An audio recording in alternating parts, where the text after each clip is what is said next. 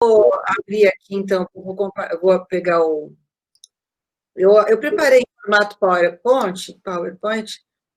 Deixa eu compartilhar aqui, peraí. Tá. Bom, fiquem à vontade nas perguntas, nas dúvidas, aproveitem, suguem aí o que puderem dela.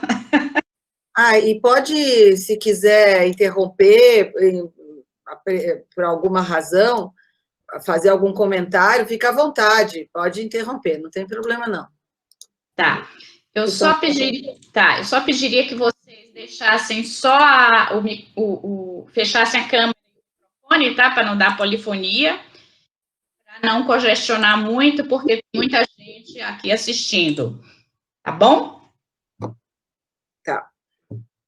Bom, então, vou começar. Fique à vontade.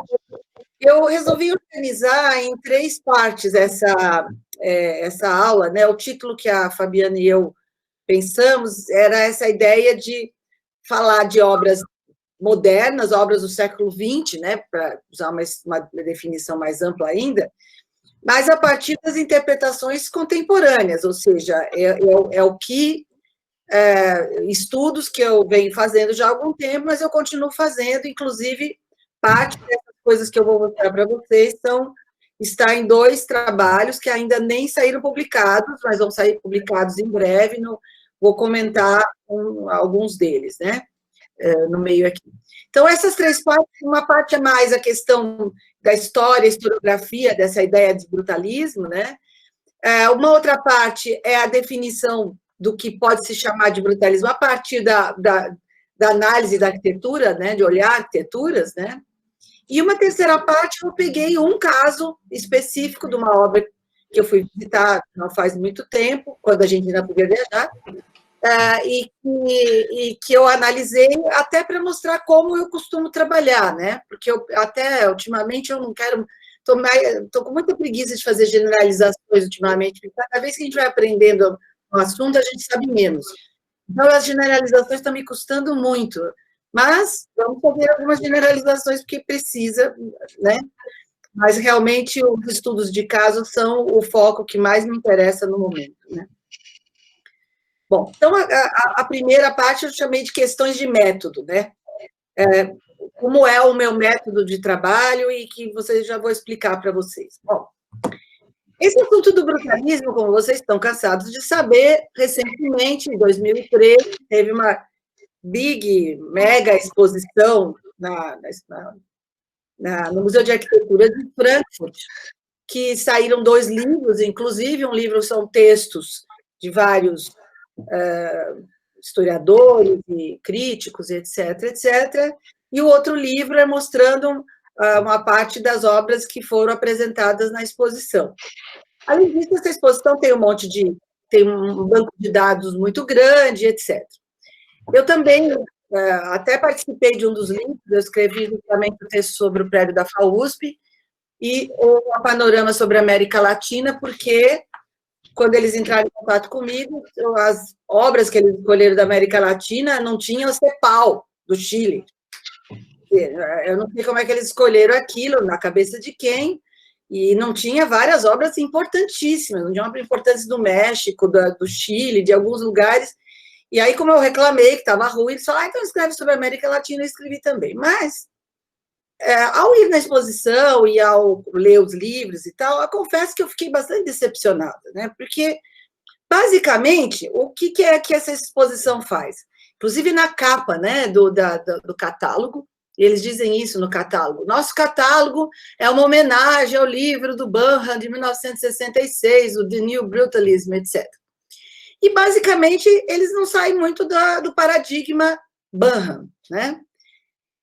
Ou seja, o que o Banham escreveu em 55, em alguns artigos, e depois no livro, em 66, que são coisas bem diferentes, e eu não vou entrar em detalhes, eu já escrevi sobre isso, que vocês podem ver a bibliografia, basicamente, o que eles fazem é repetir.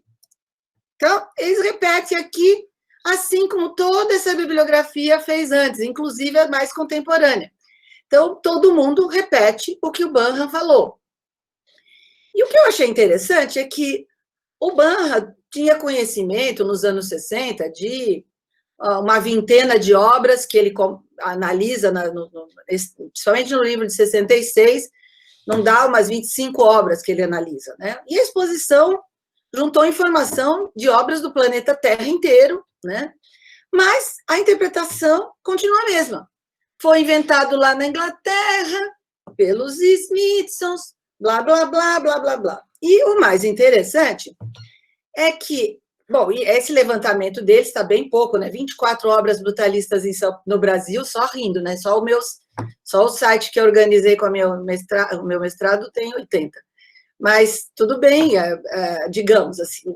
O levantamento deles continua basicamente eurocêntrico, ou seja, as línguas que eles são capazes de ler, alguma coisa de Boston, porque os colegas lá de Boston, que eu também conheço, estudaram bastante. Então, esse levantamento é basicamente não uma pesquisa, mas é um levantamento secundário das coisas que encontraram nas línguas que eles foram capazes de entender.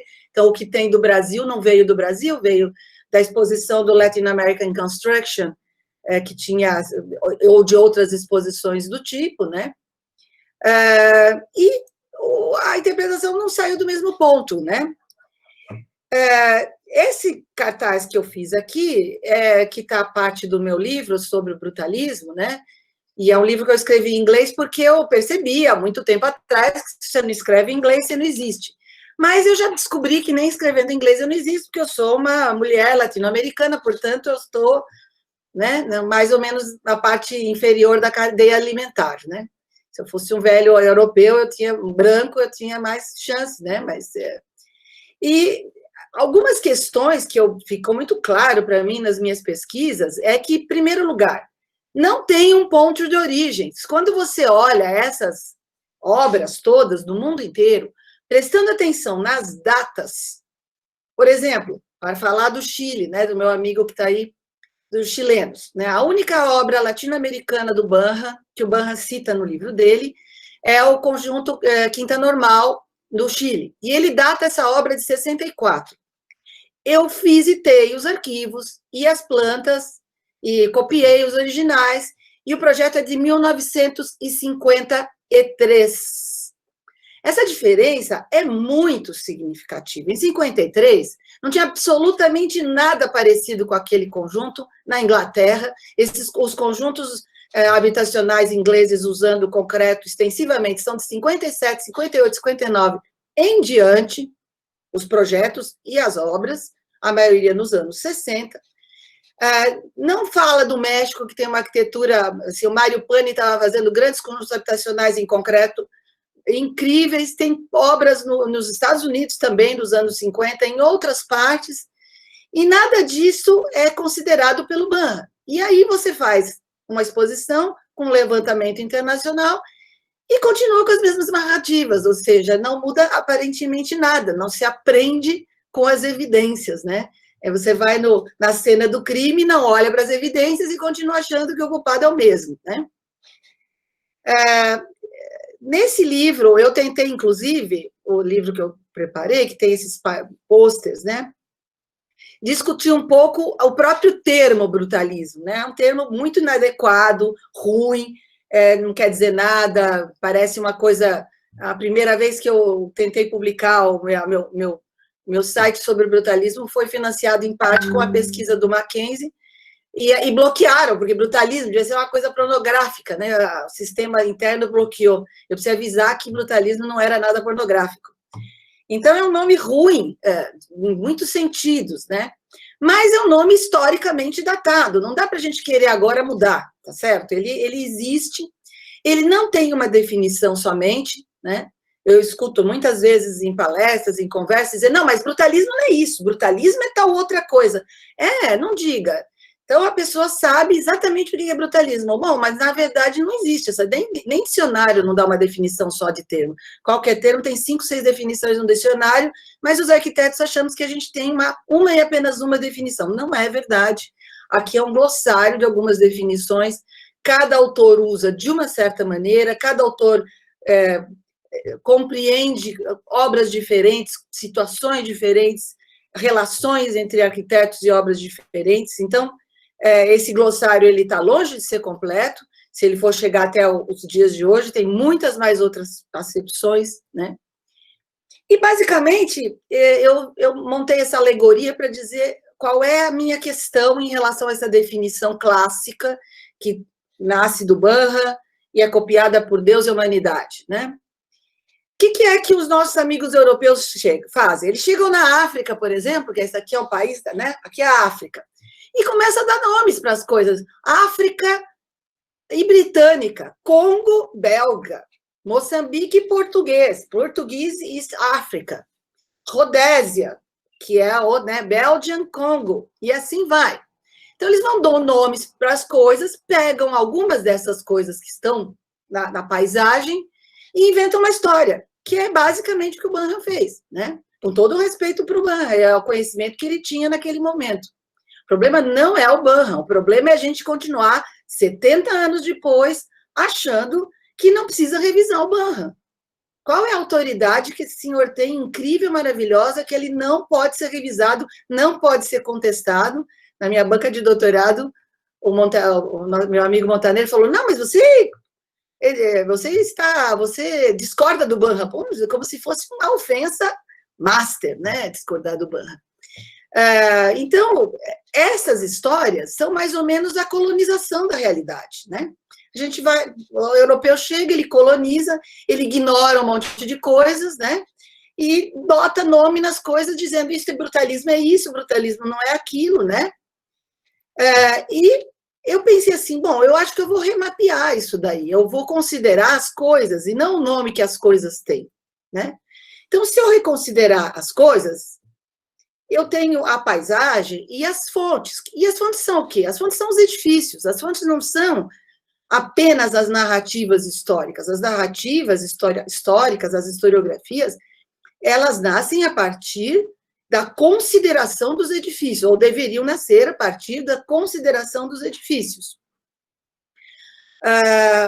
E eu vou considerar os edifícios de novo, porque se eu quero pensar outras coisas, eu vou de novo na realidade. Então, eu quero remapear essa realidade, né? Quero considerar esse levantamento mais abrangente, que não sou só eu que estou fazendo, que seria impossível, o planeta Terra é muito grande, então eu também eu fiz uma pesquisa muito grande sobre São Paulo, depois sobre o Brasil, vou fazendo, e outros autores vão fazendo, sobre a América Latina, outros autores vão fazendo, sobre todas as Américas, Europa, África, Ásia, etc, etc, e a gente vai conhecendo, e a partir dessas fontes, a gente vai desenhando outras possibilidades de interpretação. E essas outras possibilidades de interpretação podem ser diferentes daquela interpretação que o Banha podia alcançar nos anos 60 com o parco conhecimento das obras que ele tinha, e que era bem limitada, e com o fato de que, na verdade, ele não estava escrevendo aquilo para ser um pesquisador, ele estava escrevendo aquilo para defender os amigos dele, né, ingleses, para defender a primazia dos amigos ingleses. O que, aliás, ele declara com todas as letras no livro, porque tenho a impressão que muita gente fala do Banha e ninguém nunca leu. Eu li inteirinho, todinho anotado, sei tudo que ele falou. O Banha, lá pela última página, por exemplo, ele diz o seguinte, mas o Banha falou que o brutalismo é uma ética, não é uma estética. Não, o Banha não falou isso. O Banha coloca isso no título. No ponto 9.4, na última página, ele diz assim, eu gostaria que fosse uma ética, mas eu acabei concluindo que não passa de uma estética, de uma maneira arquitetônica. O Banha nunca falou que o brutalismo era uma ética e não uma estética. Nunca. Todo mundo acha que leu o Banha, todo mundo cita o Banha, ninguém leu o Banha, e mesmo as coisas boas que ele fala, ninguém percebe, todo mundo tem uma vaga memória do que foi falado. Então, eu fiquei um pouco decepcionada com aquela exposição, porque podia ser uma oportunidade de fazer uma ampla revisão do fenômeno chamado brutalismo, esse nome não é bom, mas vamos ficar com ele, né? Mas, na verdade, e inclusive o simpósio de especialistas, né? Os especialistas todos, sem exceção, simplesmente repetem Banha e variações, né? Aliás, os especialistas são todos do hemisfério norte, aliás, todos vieram do Trópico de Capricórnio para cima, né? Não tem ninguém do Trópico de Capricórnio para baixo, né? Interessante, né? Tanta gente estudando esse assunto no mundo inteiro, né? Mas é uma exposição universal. Então, o panorama que a gente sentaremos. Bom, acho que vocês já entenderam a minha posição em relação a isso.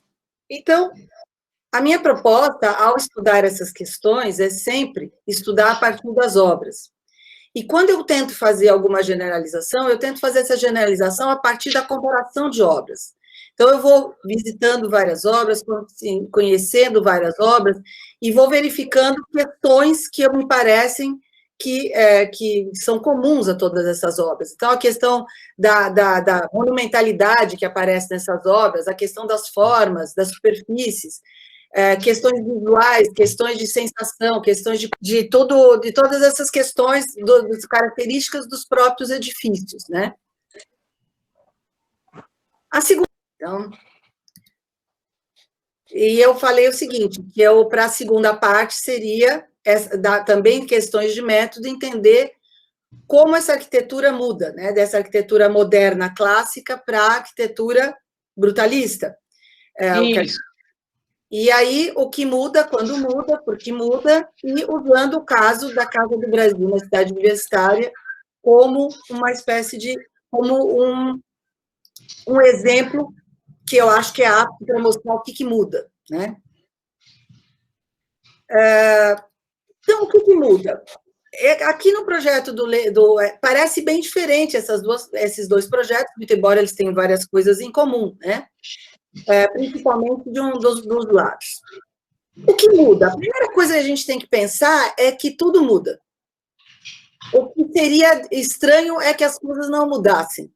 Muda, né, entre os anos 20, digamos, eu peguei esse gráfico aqui, né, a modernidade dos anos 20 e a modernidade dos anos 50. Na moda, muda tudo. Esse gráfico aqui, por exemplo, é o gráfico do uso de efeitos especiais em cinema. Entre 1890, né, o filme dos homens indo na Lua, né, até 1990, um século depois, que diferenças que há, o timeline no concreto, né, as coisas que vão mudando, até o Lego faz uma timeline mostrando coisas que estão mudando. Então, o que muda? Muda um monte de coisas, e muda por quê? Porque tudo muda, o mais estranho é as coisas não mudarem. Né? A gente dizer que a arquitetura brasileira tem uma identidade que dura 100 anos, é uma afirmação tão estranha que eu não sei como a gente não percebe que ela é estranha. Porque não é possível que uma coisa fique a mesma por 100 anos. É simplesmente impossível, ainda mais nos tempos que correm. Então, o que está mudando concretamente nessa arquitetura? Por exemplo, a ideia de fachada livre, que está nos 5 pontos do Le Corbusier, que ele formula lá nos anos 20. Se você vê um projeto que está ali perto da cidade da Maison do Brasil, a Casa do Brasil, na cidade universitária, tem a Casa Suíça, né? Você tem essa estrutura, essa fachada muito delgada, de vidro, e os montantes, e algumas placas de fechamento, e essa aqui é um detalhe do Parque Guinle, e outros detalhes do Parque Guinle, e o Le Corbusier na unidade de Marcella. Elas vão passando de serem fachadas delgadas e muito leves e muito transparentes para serem fachadas muito profundas, facetadas, modeladas, densas e pesadas, né? Muitas vezes a estrutura também está interiorizada, a estrutura passa a se exteriorizar para suportar essas fachadas mais pesadas. As colunas, se a gente olhar, por exemplo, uma Ville Savoie, ou mesmo a Maison Suíça, onde já começa a ter alguma ossificação dessas estruturas, e comparar, por exemplo, com as decisões de projeto do Le Corbusier e da equipe dele na Casa do Brasil, a gente vê claramente esse trânsito do leve para o pesado, né?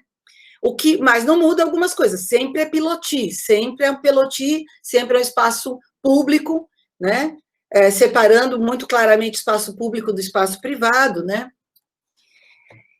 Quando a gente olha as plantas desse pilotis, eu acho que também há mudanças, porque embora seja pilotis nos dois casos, na obra da arquitetura carioca desse período, uma parte é pilotis, uma parte é ocupada, como a gente vê no Ministério da Educação, como a gente vê em várias outras obras. Há um contraponto entre espaços ocupados e livres entre percursos transparentes e percursos lineares, né? Você cruza o espaço do Ministério da Educação, enquanto que o Le Corbusier, o que ele faz é um espaço totalmente vazio embaixo do edifício, praticamente vazio, né? Alguma coisa que precisa ter no térreo, ela sai para fora do edifício, né? Aqui também tinha 2 anexos, mas o Lúcio Costa não tinha problema nenhum em ocupar o térreo.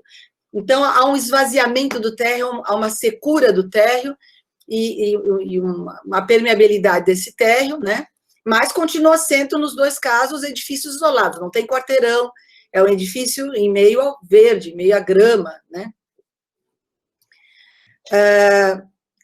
E eu achei interessante fazer uma comparação né, uma brincadeira com o Marcel Proust, do O Côté de chez Lúcio Costa e o Côté de chez Le Corbusier, que claramente o Le Corbusier deixou esta fachada, que é a fachada de acesso que mais se acessa quando você chega no edifício, um pouco lembrando ainda muito claramente o desenho original do Lúcio Costa, né? Que é um desenho de uma fachada plana, muito bem composta, um jogo de volume, jogo das aberturas, fazendo um desenho aqui, marcando onde estão as escadas, onde estão as outras coisas, que lembra um pouco os jogos de composição que o Lúcio Costa faz no Parque Guinle, enquanto que o Côté de chez Le Corbusier tem uma fachada muito diferente daquela imaginada originalmente por Lúcio Costa, que é mais sombreada, muito mais profunda, e esse uso da cor, um tanto quanto aleatório, que já existia nos projetos do Le Corbusier, mas aqui ele se intensifica de alguma maneira, né? E aí eu passo para uma comparação do tipo, essa aqui, né? Você olha esse projeto, ele é um projeto elegante, leve, delgado, os famosos pés palitos, né? A estrutura é importante, mas ela é um substrato, ela não se exibe demasiado, a coluna você vê, mas você não está vendo as vigas, você não está vendo todo o aparato da estrutura, né? Enquanto que aqui a estrutura é pesada, ela é expressiva, ela é escultural, e ela é um superextrato, ela é como se fosse o esqueleto saiu de dentro e saiu para fora, virou um exoesqueleto, né? Como as baratas. As arquiteturas brutalistas, em geral, têm exoesqueletos, elas não têm esqueletos interiores, né? Bom, por alguma razão que a gente não sabe muito bem, as histórias nem sempre são bem contadas, deu-se a isto o nome de brutalismo, né? Mas eu acho que se a gente pudesse voltar atrás, eu acho que tem a ver muito mais com a ideia de uma poética da estrutura e da construção como um mote do projeto. Não é que a estrutura não fosse importante na primeira modernidade, sempre é, mas ela não está se exibindo como plasticamente, usando a estrutura como uma maneira de se expressar a arquitetura. Aqui é muito mais característico isso. Quando muda? Mais ou menos entre os anos 40 e 50, né? Embora a gente já possa encontrar obras de concreto aparente desde antes, né? Desde que inventaram o concreto, tem obra de concreto, desde que inventaram o concreto armado, tem obra de concreto aparente, né? Mas de vários tipos, né? Tem precedentes interessantes do Perret, de outros arquitetos, né? Eu acho interessante esses gráficos, né? Porque isso aqui é a música popular e o jazz nos anos 40 e 50, né? A variedade de tendências né? E a gente fica um pouco espantado de achar que alguma coisa muda na arquitetura, né? Então, de novo, esse gráfico. E aí vem a pergunta de $1 milhão, que é por que muda? Que eu não acho que exista uma só resposta, né? Mas eu peguei esse gráfico que eu achei, que se chama Amsterdã Preserva, mas muda tudo,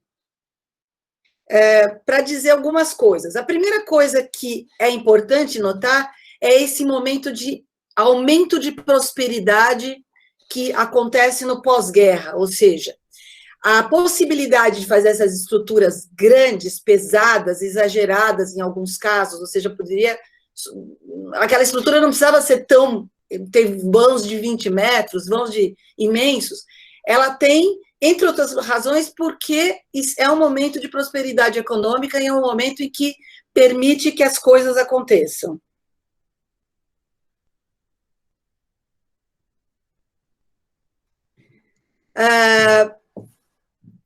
Desculpe, é que eu desliguei o telefone, mas está tocando aqui.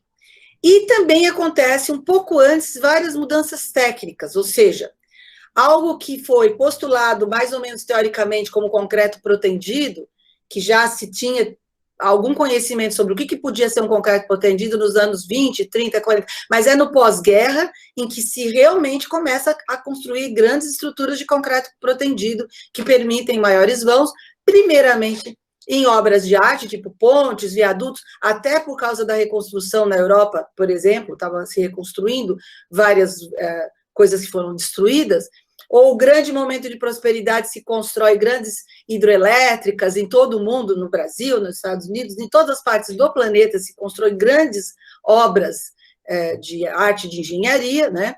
E esse conhecimento que é primeiro testado na engenharia passa também a ser usado na arquitetura. E um caso interessante disso, por exemplo, é o Museu de La Tourette, porque tem uma documentação bastante interessante mostrando como o projeto do Le Corbusier e da equipe dele, ao ser colocado em obra, quem ganhou a licitação dessa obra foi uma companhia de engenheiros que até então estava fazendo viaduto, fazendo represas, grandes obras de grandes estruturas. E que sugeriram ao Le Corbusier que ele não precisava fazer uma pontuação colunar de 4, 5, 6 metros, ele podia perfeitamente usar grandes estruturas e conseguir maiores dimensões, né? Então, a gente, quando entra no refeitório dos padres, lá aqui no La Tourette, tem um grande vão de 12 metros que não é possível, a não ser com aquela, na época só era possível com concreto protendido. Então, isso também mudou, a vontade de experimentar novas, né, que é uma coisa muito de arquiteto e de engenheiro. Eu vou usar porque eu posso usar, né? Então, grandes estruturas passam a ser adaptadas e usadas também na construção civil de obras menores, né?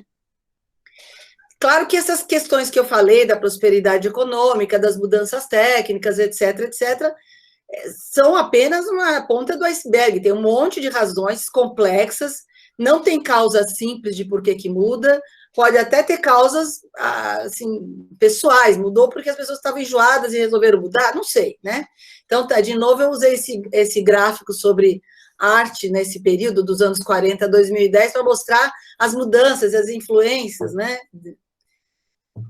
E a questão de onde muda, eu já respondi. E muda em toda parte e muda ao mesmo tempo. Não tem até os dados, vamos estabelecer de outra maneira.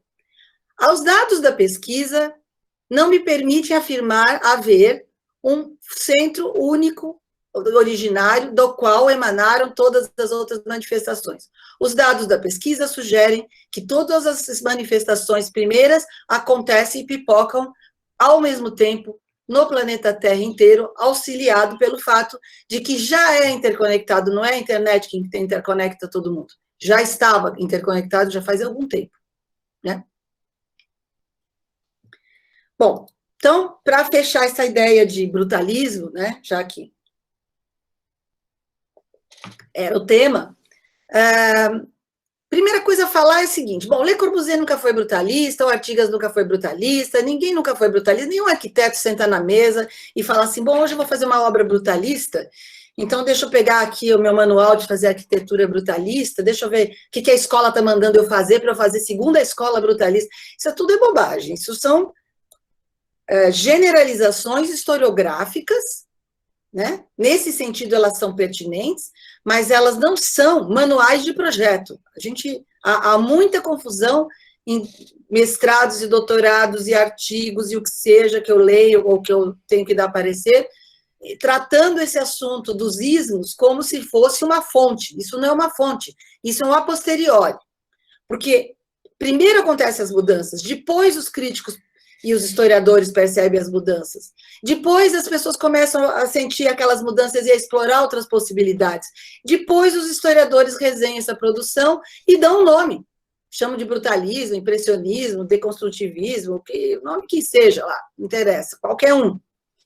E às vezes as pessoas, como adoram encontrar uma origem, inventa uma origem mítica. Nasceu porque o nariz do Peter Smithson era grande, então ele parecia o Brutus, então ele puseram o brutalismo. O Banham conta essa história lá no comecinho do livro. Evidentemente que isso é um início mítico. Eram os grandes deuses do norte, né, os deuses da mitologia nórdica, ele se identificou, então virou brutalista. São inícios míticos que servem para reafirmar reservas de domínio, né? Começou com os ingleses, quando, na verdade, quando a gente vê todas as informações, a gente não pode concluir isso, né? E eu só estou tentando olhar as obras, né? Então, por exemplo, essas ideias vão circulando o mundo através de viagens, através de publicações. Então, você olha um Mises fazer uma coisa e resulta outra coisa que, tá bom, tem alguma relação entre o Mises e o MASP? Claro que tem. Tudo tem relação com tudo. Mas também essas linhas muito diretas, não, primeiro fiz lá, depois fiz aqui, não é bem assim. O material é diferente, a estrutura é diferente. As ideias estimulam outras ideias, uns criadores estimulam outros criadores, e é uma relação bastante complexa, que não pode ser simplificada numa linha que começa no norte e depois vem fertilizar, vem de Zeppelin para a América do Sul e fertiliza a gente. Não é essa a história, não. Os dados da pesquisa não corroboram permitir essa interpretação, né? Então, esse nome polêmico, ele é conveniente para mim, eu continuo usando, apesar de achar ruim, porque se eu falar brutalismo, todo mundo sabe do que eu estou falando. É simples. É um nome fácil de comunicar. Se eu vou na Austrália e falo, eu quero ver umas obras brutalistas, a pessoa sabe do que eu estou falando, se eu vou em qualquer parte do planeta. Então, eu nunca usei termos mais localizados para definir isso, porque eu acho que, como é um fenômeno planetário, é melhor ter um nome planetário, ainda que ruim, do que ter nomes regionais, ainda que mais precisos, porque para não perder de vista que se trata de um fenômeno planetário. E essa maneira de eu tratar o assunto é uma maneira de tentar despreconceituar, ou seja, as preconcepções, como diria o meu professor Rodrigo Lefebvre, que Deus o tenha, as preconcepções que a gente trabalha, a gente vai trabalhando elas e elas andam, elas mudam, elas se alteram, né? Então, eu acho que existe, sim, precedentes notáveis. Claro que existe. Um arquiteto está olhando o que o outro está fazendo. Né? Mas essa narrativa desgastada de que tem os mestres, que é o Le Corbusier ou o Mises, e aí tem os discípulos, que somos nós, né? Parece, está mais para videogame ou está mais para historinha de jazz, assim, né? Masters and Disciples, uma coisa de videogame mesmo. E eu continuo usando o termo brutalismo porque eu acho que é um indexador eficiente, como um indexador bibliográfico, né?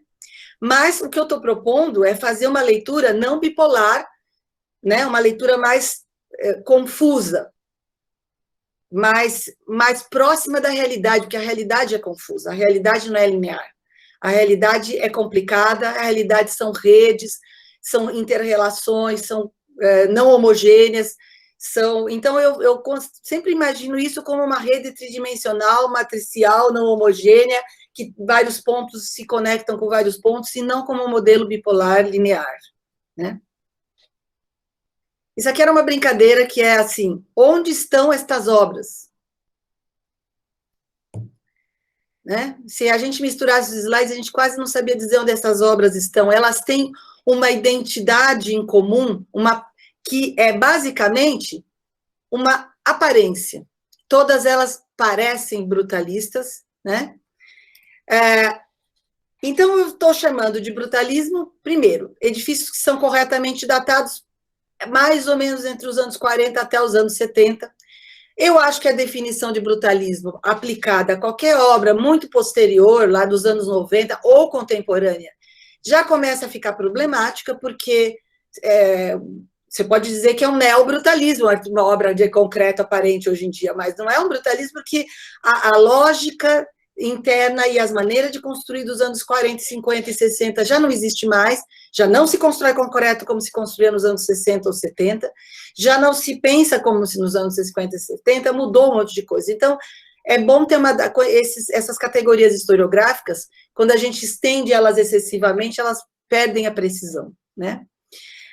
E eu acho que é uma categoria que não tem nada a ver com essências, não é uma essência, não é uma ética, não é uma essência, não é uma identidade, não tem nada de essencial, é uma aparência. Todas essas coisas parecem entre si. Elas foram nomeadas como um nome só, né, foram etiquetadas com o nome de brutalismo, não porque elas tenham essências comuns. Inclusive, os autores não têm. Você vê arquitetos de direita e de esquerda, da Rússia e dos Estados Unidos, de país de terceiro mundo, usando para fazer os edifícios da libertação da identidade nacional do Paquistão, que virou um país independente, são brutalistas. E as embaixadas dos poderes imperialistas que vão se instalar ali também são brutalistas. Eu bem que tentei achar alguma coisa que distinga eticamente o brutalismo, mas não tem. Todo mundo está usando. E todo mundo, e as materiais, as formas, as técnicas, as estruturas, os acabamentos, a construção e a aparência é que está em comum, não uma essência inconsútil, inexplicável, interior, sei lá o quê.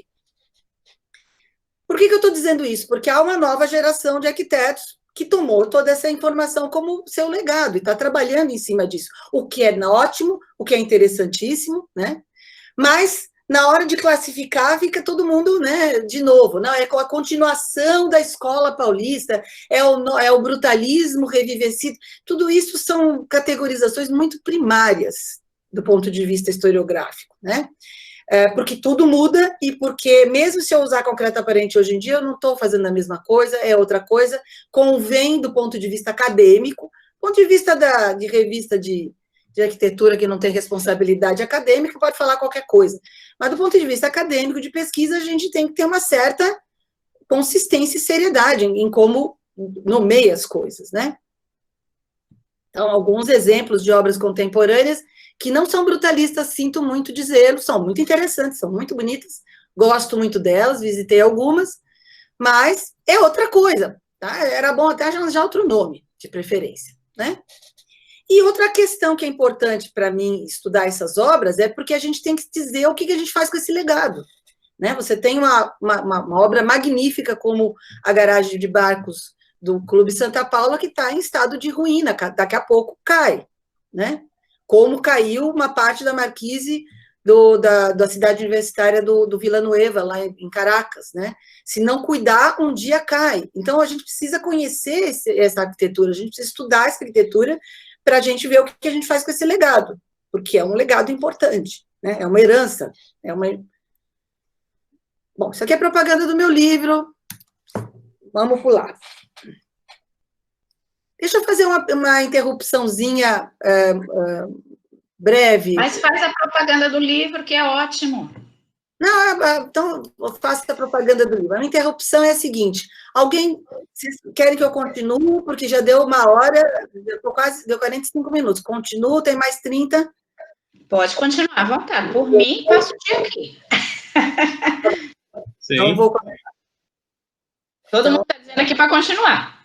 Tá, então continuemos. Vocês estão vendo, né? Estamos vendo. Estudos de caso. Bom, essas são as 2 últimas obras brutalistas que eu visitei, uma já está publicada, essa aqui é o memorial do John Fitzgerald Kennedy, a uns 200 metros de onde assassinaram o presidente, que eu visitei Dallas com um colega, e fiquei com um colega lá, estava visitando e fui ver essa obra, e me impressionou bastante, até porque, por coincidência, uns dias depois eu fui para Houston e fui numa exposição sobre a arquitetura dos iluministas, né? O Boulet, o Ledoux, esses arquitetos iluministas franceses do final do século XVIII, e que tinham vários projetos de cenotáfios, né? E isso é um cenotáfio, é uma obra, não está enterrado aí o Kennedy, mas é uma obra em homenagem ao Kennedy e que tem características muito interessantes, inclusive construtivas. Mas aí eu pensei assim, é muito pequeno, e como já está publicado, vocês podem ir lá, está disponível na revista Suma, está online, quem quiser pode ir lá ver, né? Eu resolvi falar de uma outra obra que vai sair publicada na Suma, não está publicada ainda, que eu também visitei na mesma viagem, que é o terminal da TWA, do Eero Saarinen e Associados, que é um projeto de 1955. A obra começou em 57, demorou bastante, foi inaugurada completamente em 62. Nessa altura, o Saarinen, inclusive, já tinha falecido. E eu achei uma obra muito interessante e fiz um estudo bastante grande sobre ela, né? Isso aqui, toda essa coleção tem uma coleção enorme de informações disponíveis no arquivo da Yale University, que eu usei bastante, que eu cito aqui, né? E as revistas de época, né? Essa é uma obra icônica, todo mundo conhece, pelo menos quem é arquiteto conhece, se não conhece, o dia que ouviu falar, fica com vontade de visitar, né? E ela foi descontinuada de uso em 2001, e ficou durante 10 anos naquela demole, não demole, demole, não demole. Então, o órgão de preservação de Nova York conseguiu colocá-la, listá-la como obra de interesse, etc. E, finalmente, construíram um novo terminal na frente dela, mas, finalmente, refuncionalizaram ela como hall, um hall monumental de um novo hotel, que está ligado aí ao Terminal 5, né? Quem são os autores?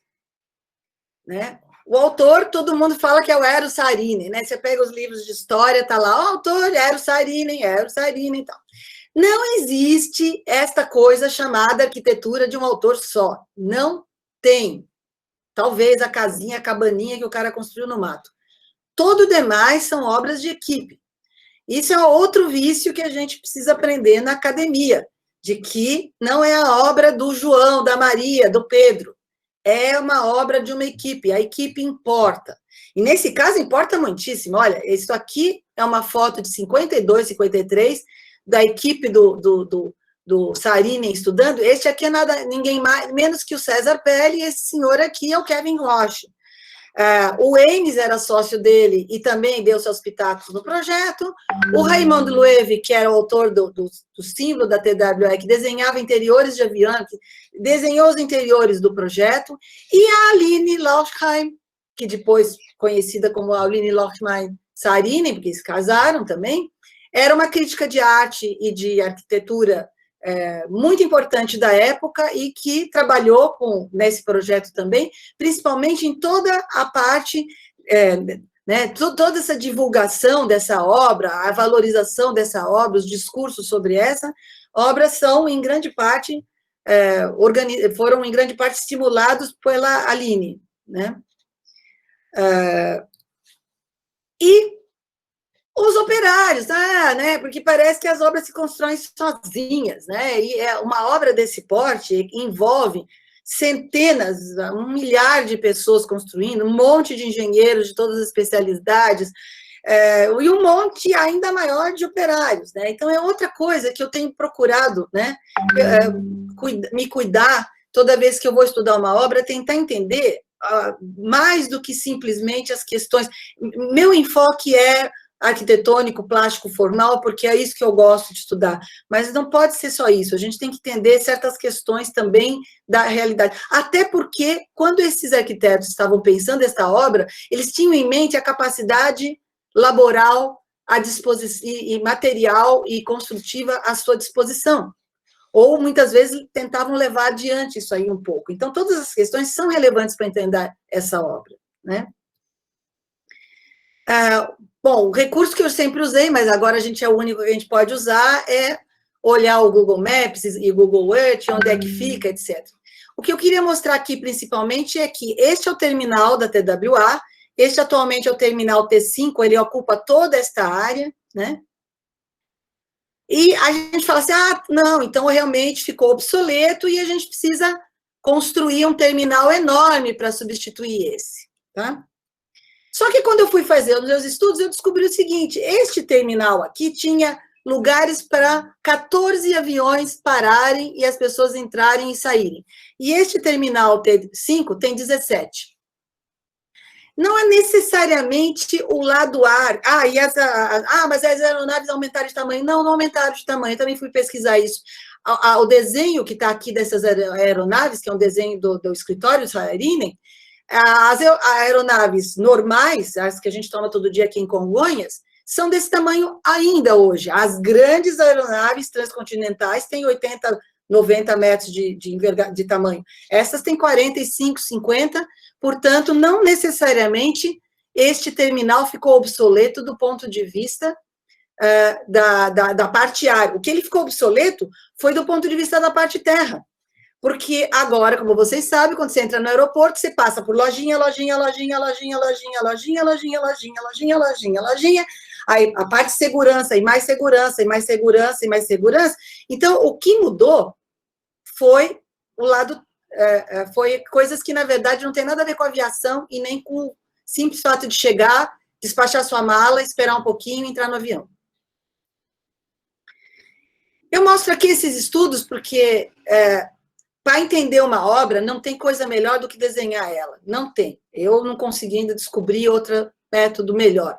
Então, eu passo dias, semanas, tempos, consigo as plantas, vou lá, se é uma obra pequenininha, eu vou medir, mas como essa aí era muito grande. Então, eu estou mostrando alguns dos meus desenhos, né? E também olho os desenhos técnicos disponíveis, né? Esse desenho desse pilar aqui, que eu vou mostrar para vocês, incrível. E mostrando essa cobertura transparente, porque a cobertura é tão forte que a gente só vê ela, né? Mas esse desenho transparente explica muito sobre a funcionalidade. Você entra, na parte de baixo você despacha a mala, você sobe, você tem uma sala de espera, você sobe no mezanino e tem restaurante, e outra sala VIP, etc. Já expliquei basicamente o projeto, né? E as fotos-montagens, isso aqui são fotos-montagens, né? Hoje em dia o pessoal faz rendering e acha que inventou a roda. Essas fotos-montagens são geniais, elas são incríveis, eu acho que... E eu fiquei em dúvida se era uma foto ou uma fotomontagem, porque é muito, muito acurado em relação ao que é lá, né? E a quantidade de desenhos mostrando momentos de expressão e de organização dos espaços, etc., que também eu fiquei estudando, aumentando. Tudo isso está disponível nesse arquivo, na coleção Saarinen, da EA University, que está online. Não sei se o acesso é universal a todo mundo, eu consegui o acesso, mas tem que pedir como pesquisador, mas é possível conseguir acesso, né? Além desta parte, que é a mais conhecida, na verdade, o terminal tem toda esta parte aqui, porque você entra, despacha a sua bagagem aqui embaixo, e a bagagem vai para onde? Então, tem toda uma área técnica imensa, que o passageiro não fica sabendo, né? A parte das companhias, instalações, etc., etc., os passageiros entram em 1/3 do espaço habitável, os 2/3 do espaço habitável são essas duas alas.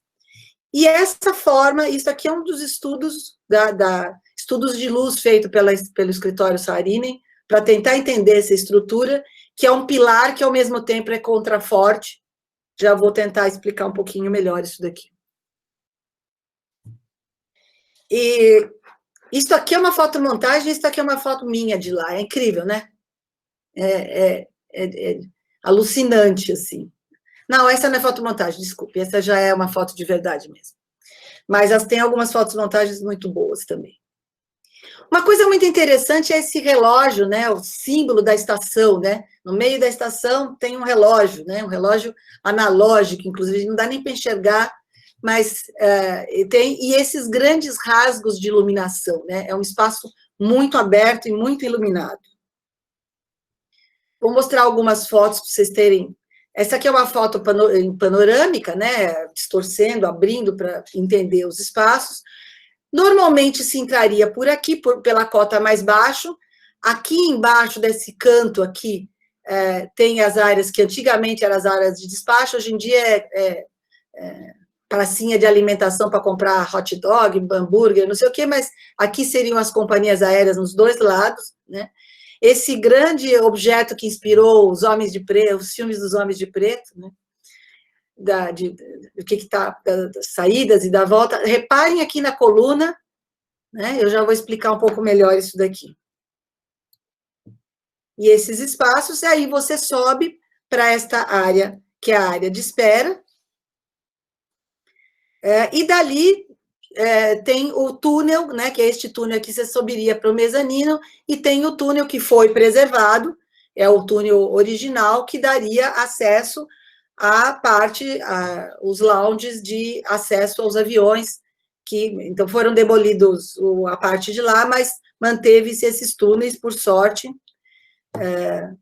E atualmente você tem um espaço meio lobby e meio área de espera, você não está fazendo nada no terminal, perto do terminal 5, você vai até lá e faz nada aí, que é mais divertido, que foi o que eu fiz, eu inventei um voo que chegava às 10 da manhã e outro que saía às 6 da tarde, só para ficar aqui fazendo nada durante várias horas. E o terminal, a gente está vendo ele aqui ao fundo, o novo terminal, esse daí mais para lá, né, porque ele é enorme, ele dá a volta aqui, e o que foi feito agora, esse aqui era o antigo acesso, são esses 2 edifícios curvos que tem, é um hotel, né, então foi feito, você de dentro desse edifício, você quase nunca consegue chegar ao hotel, né, eu estou fazendo, ver essa vista numa passarela que vai dar nos ônibus lá longe, para poder tirar uma foto, eu vou dar a volta todinha para poder tirar essa foto, né, que é para dar algum uso, porque esse espaço mesmo, esse é um problema dessas arquiteturas desse momento, elas são muito pouco flexíveis, não dá para fazer nada. Ela é um espaço de espera e o máximo que dá para você fazer com ela é um espaço de espera. Não tem muita opção, digamos assim. Esse é né, aquele espaço lá da garagem de barcos, não dá também muito para fazer nada com aquilo. O que fazer com essas obras, né? E aqui, mostrando, esta ponta aqui é justamente onde tem o acesso, né, o porte-cocher, marca o lugar onde as pessoas desceriam e entrariam. Hoje em dia ninguém chega por aqui exatamente. E as várias portinhas, como nos aeroportos americanos, tem esse costume de você já despachar a mala na rua e entrar aqui, também tem o balcão de despachar, então não necessariamente você entrava por aqui. Bom, isso, eu não pus todos os meus estudos, mas basicamente algumas coisas das dimensões, né? Tem 4 pilares só. Deixa eu ver se eu consigo. Aqui no Meet não tem a ferramenta de desenho, né?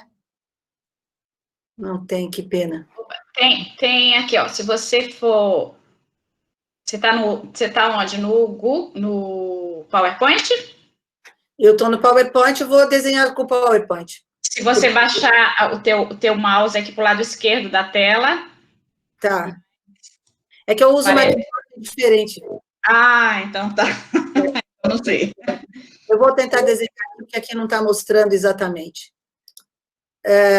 Você tem, na verdade, 4 estruturas. 1, 2, 3 e 4. Que são de diferentes tamanhos. Esta é mais assim, esta é mais assim, e menor aqui, né? Essas 2 são simétricas e tem essa outra pétala. Então, cada uma dessas são essas pétalas que nós estamos vendo aqui. Essas pétalas estão apoiadas apenas nesses pilares. Esse pilar, na verdade, são 2 pilares em um pilar só. É um pilar que faz um Y, digamos assim, né? Em que esta pétala está apoiada aqui e aqui, esta outra está apoiada aqui e aqui, e ela está em balanço para o lado de cá e para o lado de cá. Então, a sensação que a gente tem olhando aqui o edifício por dentro é que esta parte é como se estivesse puxando a estrutura para baixo, mas é porque aqui não é o ponto mais alto das estruturas. O ponto mais alto das estruturas está em algum ponto por aqui, algum ponto por ali e algum ponto por ali. Aqui é o ponto de encontro das 4 pétalas, mas não é o ponto mais alto, é o ponto na borda. É um ponto mais baixo. Ele está aqui, ele está nesse pontinho aqui, descendo, tá? Os vãos aqui tem 60 metros, aqui tem aproximadamente 30, aqui tem aproximadamente 50, você tem aproximadamente 100 metros nessa dimensão aqui, se considerar, 90 metros, se considerar também as patas do caranguejo aí, dá 150, 160 metros, né? São vãos enormes, mas você nem percebe tão claramente isso. E esses pilares, eles funcionam tanto como apoio dessas pétalas, como contrafortes também, porque essas pétalas todas, elas estão se apoiadas no pilar e uma na outra. E, ao mesmo tempo, nenhuma na outra, de certa maneira, porque tem rasgos de luz entre uma e outra. É uma estrutura realmente ousada, assim, especial, diferente, né? Que é essa daqui. Aqui você está vendo. Então, a amarração central, esse ponto aqui, embora ele não tenha um apoio, ele é super importante para que nada disso gire, para que nada disso tombe, né? Eu estou explicando no texto que vai sair publicado, eu tento explicar um pouquinho melhor do que assim falando, e espero que publiquem direito. E agora tem, né, turismo, né? Eles põem uma senhora passeando lá, vestida de aeromoça dos anos 60, elegantésima, e eu fui fazer um selfie com ela, né? Me senti como se eu estivesse em Kyoto, fazendo selfie com as geishas, assim. Então, eu vou na arquitetura moderna e faço selfie com as mocinhas. Bom, agora vamos para a parte da aula em que vocês perguntam e eu respondo.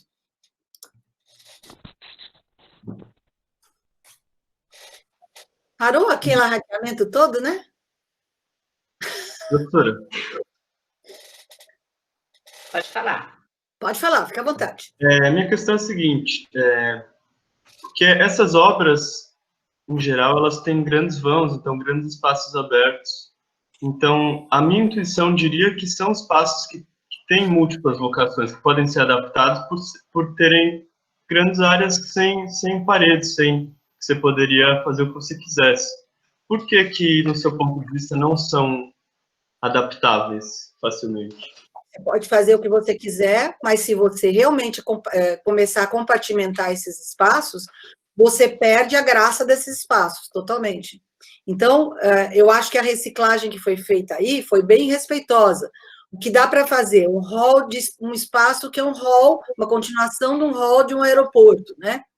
Então, tem áreas de alimentação, tem uma área que você pode ter... Já tinha originalmente nos 2 mezaninos, né? Porque tem um mezanino, na parte de cima dos mezaninos tinha antigamente as salas VIP, né? Então, hoje você tem restaurantes de melhor qualidade, você tem restaurantes de mar. Agora, não dá para você fazer, né? Por exemplo, eu vou dar um outro exemplo.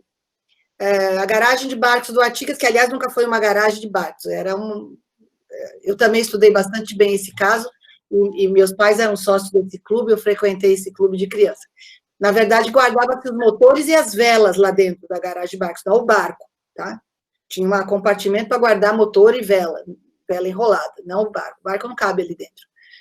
Mas eu vi há muitos anos atrás, eu tinha uma ideia de virar aquilo um museu. Aí, para virar um museu, vai ter que encher de vidro naquele treco.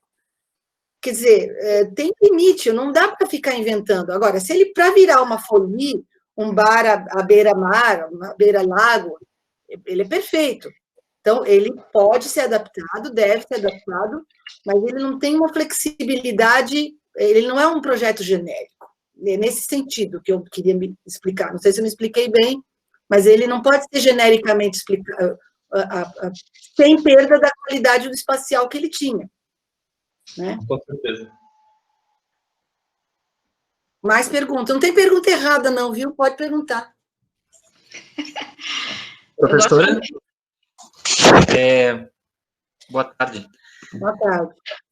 Eu estava observando aquela periodização do seu trabalho, 1945 e 75. Por que 1975 constitui um marco final ali da sua pesquisa?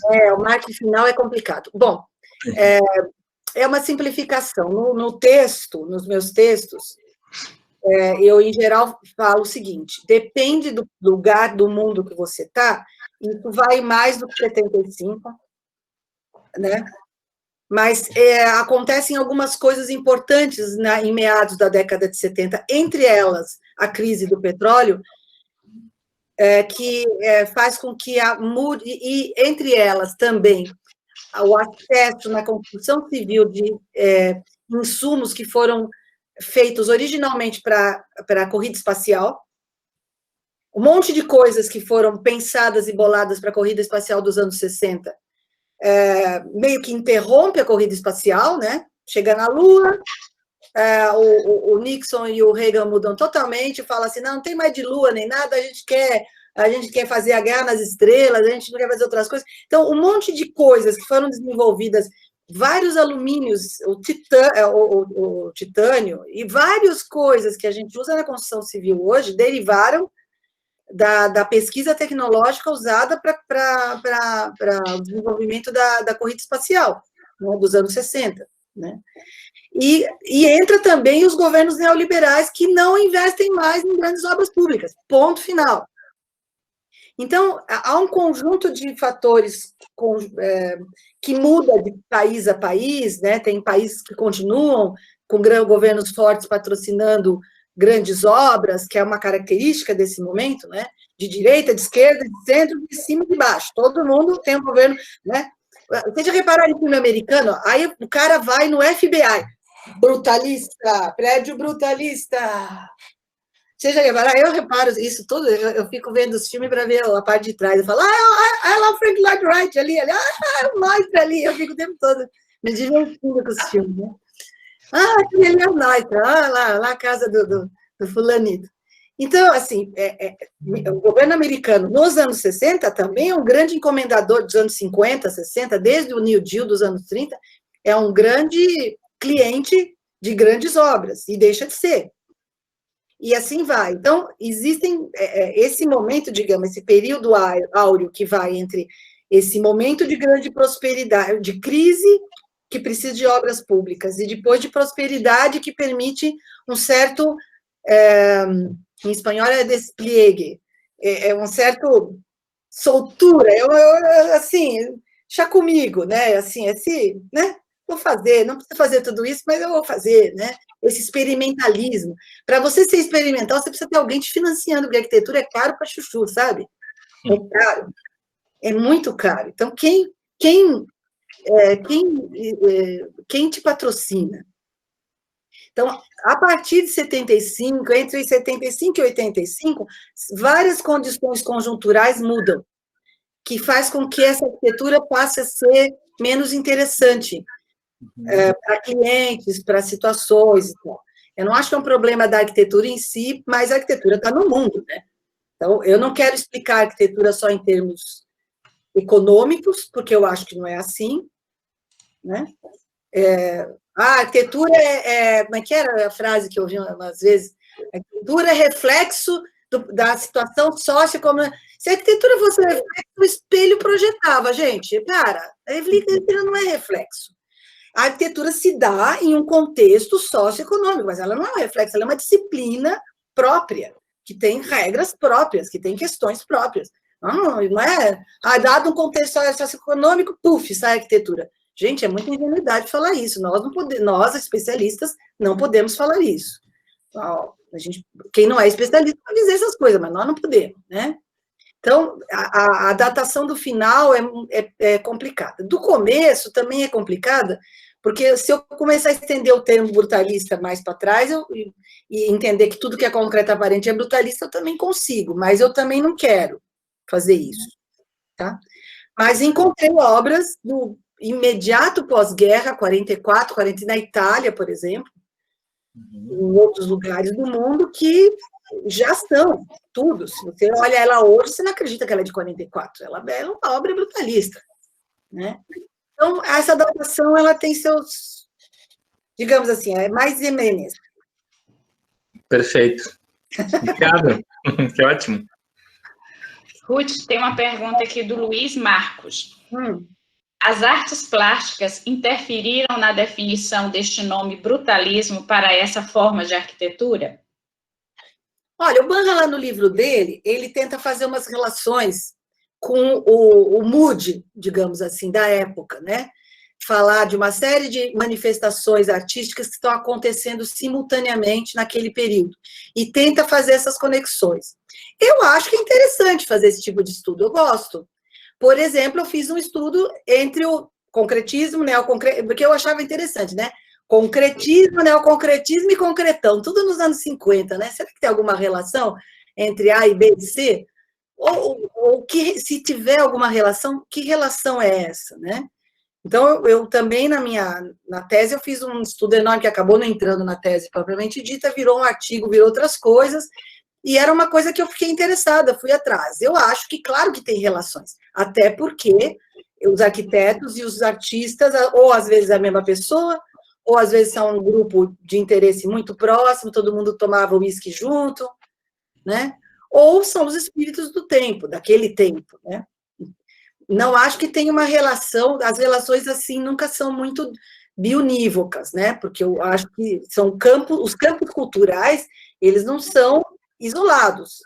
Então, o que acontece na música, na arquitetura, na escultura, não sei o que, existem relações. Agora, que relações são essas, etc., casos para estudos importantes. Você pode fazer vários estudos sobre isso.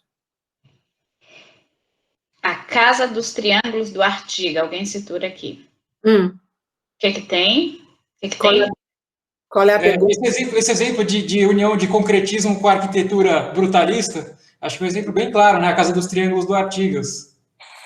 Então, quando eu fui estudar a Casa dos Triângulos, uma coisa que me chamou muita atenção é o fato de que quem pintou o mural da frente... agora eu não vou lembrar o nome do artista. Mário Gruber? Gruber. Não era um pintor concretista, era um pintor até bastante naturalista. Ele desenhava pessoas e paisagens e etc. Né? E nem antes nem depois da obra dele, ele faz esse tipo de aproximação geométrica. Eu achei isso muito interessante, porque eu tenho a impressão que, né, precisaria investigar isso melhor e chamar o professor Artigas para dar o seu depoimento pós-túmulo, né?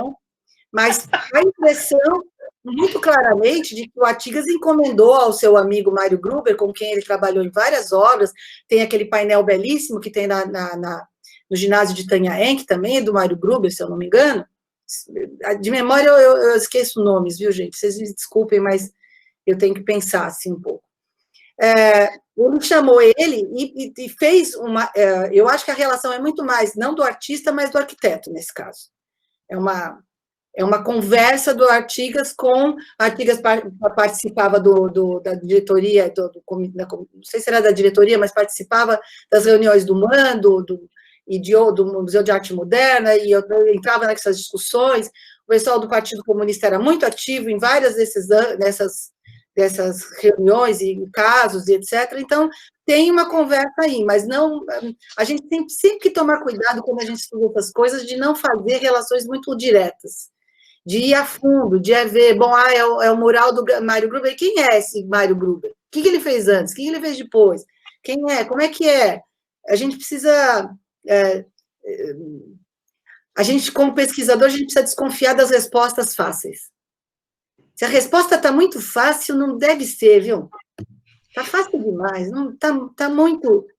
Está dando de bandeja, será? Pode até ser verdadeira a resposta, se for fácil, mas a mim me desperta... Né, é que nem filme de detetive, né? Se logo na primeira cena você já sabe quem foi o culpado, é porque não é. Perde a graça, né? Não, é porque não é. Vai dar 3 reviravoltas o enredo e vai ser outra coisa. Tá. A Mônica quer fazer uma pergunta. Professora Ruth, é um prazer enorme revê-la. Muito obrigada pela apresentação. Você foi da minha banca de mestrado sobre a UFABC. Espero que você lembre, foi uma delícia. Muito obrigada. E eu gostaria de saber, eu estou um pouco por fora, agora nesse momento, nessa contemporaneidade, né? Tem aquelas obras que eu estou bastante interessada, das meninas da Grafton, né? A Shelley e esqueci o nome dela, e da Ivone, né? Não sei se você tem isso em mente, mas... No Peru e também em outros lugares. Aquela do Peru delas é muito interessante. Exato. E Crossey também. Elas são irlandesas, né? E de Milão também, que elas fizeram a Bocconi, a universidade, enfim, e eu olho aquilo, eu consultei o site recentemente e eu fico impressionada, mas eu tenderia a falar que é brutalista, mas depois da sua palestra eu jamais vou falar. Se quiser, mas assim, falar é livre, ainda por enquanto, falar é tudo, por enquanto, tá tudo livre. Por enquanto, realmente. Ou que eu estou, como nós estamos num espaço de ambiente acadêmico, de pesquisa, de pós-graduação, o que eu quero dizer é o seguinte: numa pesquisa, num trabalho de pesquisa e pós-graduação, os arquitetos nos metemos a ser historiadores sem termos formação para isso. Exato. Então, a gente começa a soltar a torto e a direito generalizações de tipo historiográfico, né? E eu também não tenho formação para isso, mas fui atrás, fiz um esforço, porque já que eu estava me metendo nessa fria, eu resolvi estudar um pouco mais sobre isso, né?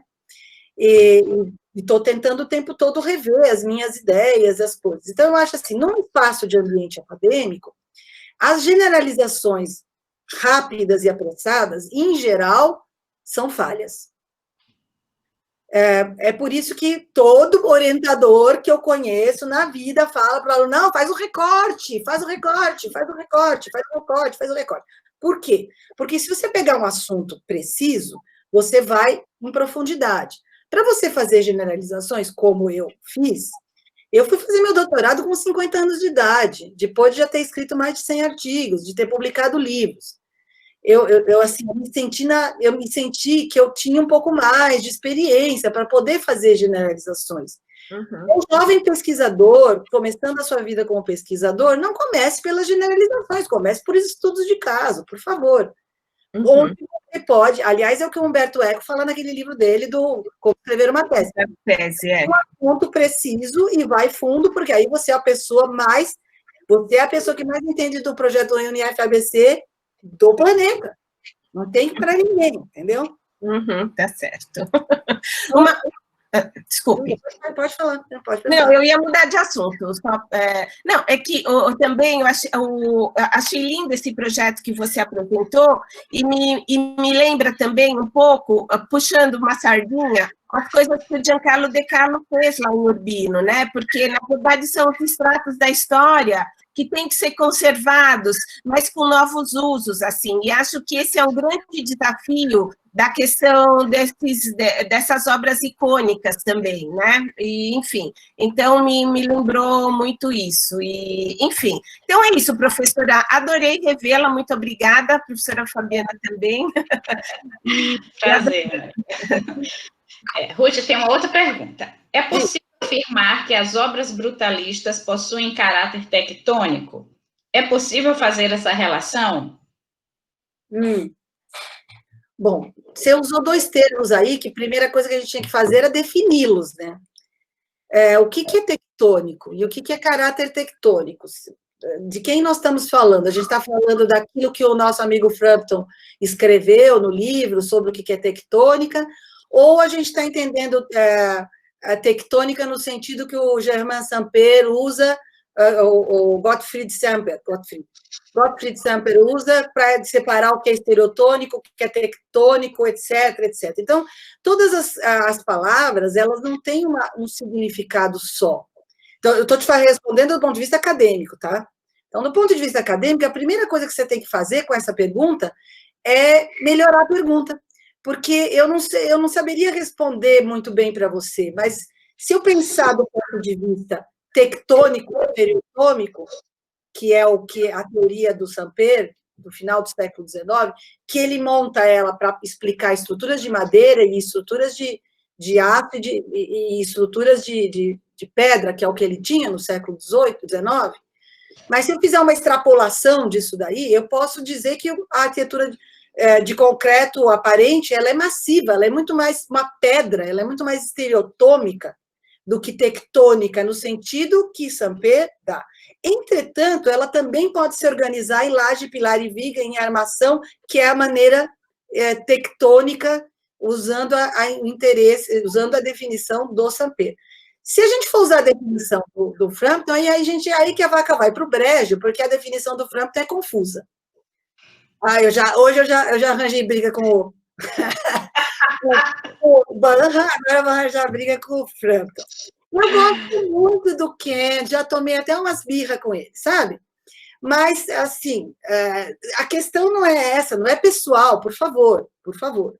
Eu acho que o Frampton, ele faz uma coisa que é reunir os seus amigos no livro. Ele reúne as coisas que ele gosta e das quais ele aprecia e faz análises muito interessantes, porque ele está interessado nessa ideia da tectonicidade, da construção, né? Eu prefiro chamar de poética da construção do que de tectônica, porque eu acho que explica melhor, porque a palavra poética tem dois sentidos, da poesia, mas também tem o sentido do fazer, né, que é o sentido lato grego original, do poiesis, do fazer, do ato de construir, de construir não no sentido de construção civil, mas o ato de pôr em pé, né, organizar as coisas, né?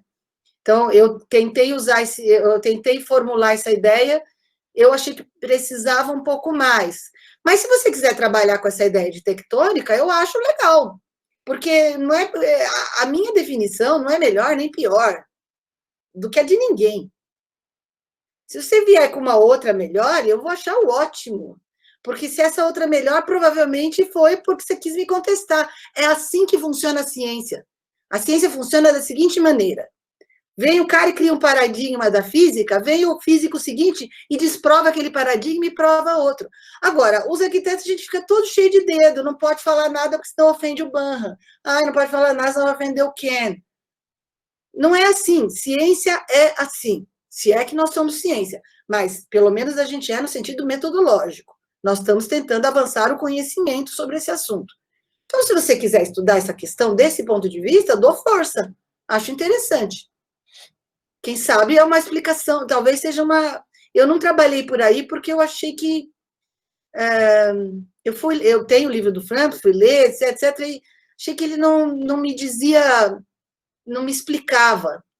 E acho que também que o que o Frampton faz, legitimamente, é pegar meia dúzia de coisas que ele gosta, juntar e chamar e dar um nome para elas.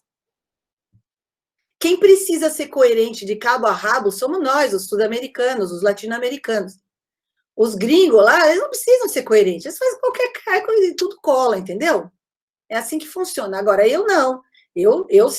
Se eu errar uma vírgula no meu discurso, vai ter 10 neguinhos me encher da paciência e os colegas de cá ainda vão ser mais severos do que os de fora. Então, a gente vive num mundo desigual, essa que é a verdade, né? Então, nesse mundo desigual, eu sei que eu preciso ser muito cuidadosa com o que eu falo, o que eu digo, o que eu escrevo, porque eu serei julgada na ponta fina. E o Frampton pode se sair com as dele e não acontece nada.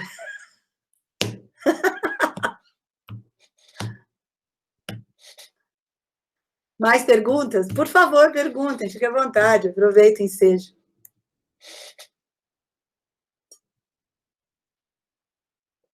Não estou ouvindo. Família, liga o microfone. Falando sem microfone, pode? Eu tenho essa mania. A Carla fez uma pergunta, e ela resolveu escrever aqui, ela ia fazer pessoalmente. Comecei a lecionar na Faculdade de Arquitetura de Avaré. Conheci o fórum projetado pelo arquiteto Paulo Mendes da Rocha, em Avaré, uma obra belíssima. Gostaria de saber se a senhora conhece e se realmente é brutalista. Obrigada. Conheço. Eu acho a obra do Paulo magnífica. Tudo. Essa obra, na verdade, é do Paulo e do Degenário, né, dos dois, né, é do período que eles eram sócios. Eu acho assim, se perguntar para o Paulo, ou se perguntava para o Artigas, ou para o Niemeyer, você é brutalista, o Paulo vai mandar você pastar, e com razão, ele não quer nem saber disso daí. Não é o problema dele, entendeu? Ele não é um historiador, ele não está afim de ser historiador, ele não está afim de ficar inventando isso daí. Somos nós que atribuímos a esta obra um nome, mas ela pode ser outras coisas dependendo digamos, do subconjunto que eu estou armando. Dependendo da narrativa que eu estou armando, eu posso... por exemplo, eu listei essa obra no site do arquiteturaBrutalista.com.br, que eu fiz com a... Deixa eu compartilhar aqui a arquitetura.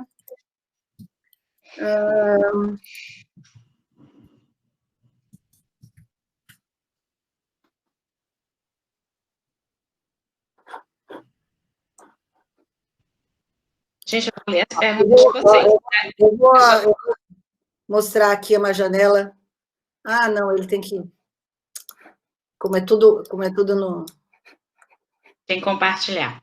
Eu tenho que compartilhar. Espera aí.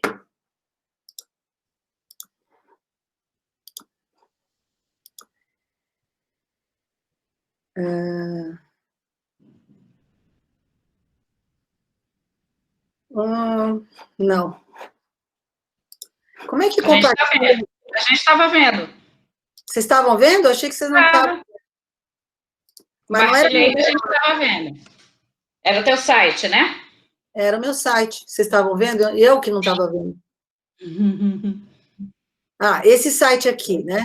Se você entrar nas obras, né? Tem algum jeito de entrar nas obras, arquitetura brutalista, português, essa aqui é a sua entrada, obras.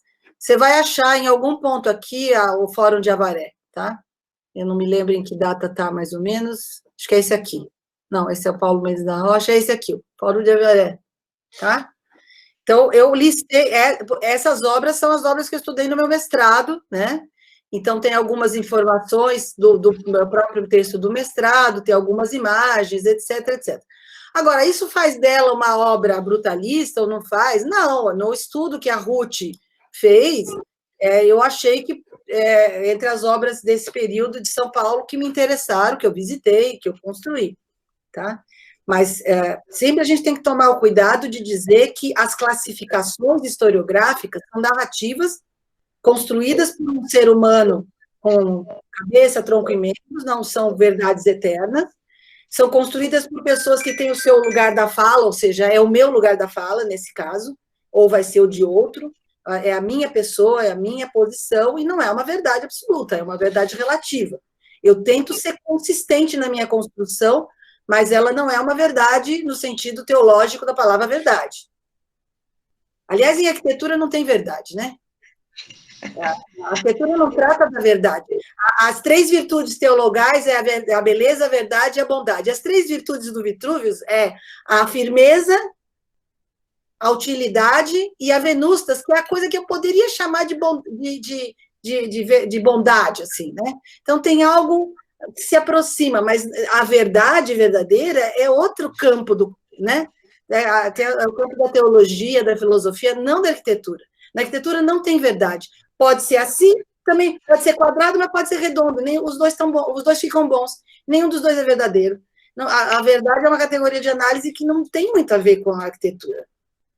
A categoria apropriado pode ser, talvez, é mais apropriado para esse uso um espaço redondo ou um espaço quadrado. Mas não é verdadeiro, nem falso. Tem uma pergunta do Redson. Professora, qual sua opinião sobre o Robin Hood Gardens, dos Simpsons? O fato da arquitetura brutalista não ser flexível levou ela à demolição? Porque todos os planos de revitalização do complexo não tiveram sucesso? Por uma questão de marketing, porque os neoliberais... Essa é a minha opinião. Minha opinião é o seguinte: ao contrário dos países do terceiro mundo, onde prosperou o brutalismo, nos países europeus, o brutalismo nunca foi mainstream, nunca. Jamais. E tinha uma fama. E nos Estados Unidos também continua tendo um pouco de má fama, né? Eu tenho colegas no mundo inteiro, via Docomon, via outras coisas. Então, teve má fama, teve uma brutal difamação de todas essas obras, né? E aí, de repente, as pessoas não querem, não gostam, não querem fazer... A decisão de por que demole ou não demole, as pessoas gostam, as pessoas não gostam, são decisões de cunho político, não são de cunho técnico. Evidentemente, dava para recuperar se você quisesse recuperar. Não foi recuperada porque é uma decisão que mistura padrões políticos, etc. E uma questão de gosto. O pensamento, a cultura média de um inglês médio é conservadora. Nós estamos descobrindo que no Brasil também. A cultura média é conservadora, masculina, Lá embaixo, a nossa imagem do que era o Brasil foi por águas abaixo, 90%, 80%, não, um monte de gente no Brasil é simplesmente, né, o conhecimento que tem das coisas é básico, mínimo, nada. Então, não gosta, não acha bom. Agora, se a gente for fazer uma análise do ponto de vista puramente técnico, é claro que dava para recuperar. Né? Aliás, tem um estudo muito interessante sobre a demolição do conjunto de Pruitt e Eagle, né, que disseram que estava em más condições, que aquela arquitetura era um problema, causava problemas sociais, etc, etc. E tem um estudo mais contemporâneo falando assim, olha, não causava problemas, a comunidade que morava ali tinha um monte de gente que gostava. A questão, o buraco era mais embaixo, tinha que demolir tudo aquilo para gentrificar aquele bairro. Essa é a questão básica da coisa, né? Então, a minha opinião sobre isso é que, nesses debates, raramente há opiniões técnicas. Mas tudo são discussões políticas. Concordo, Ruth.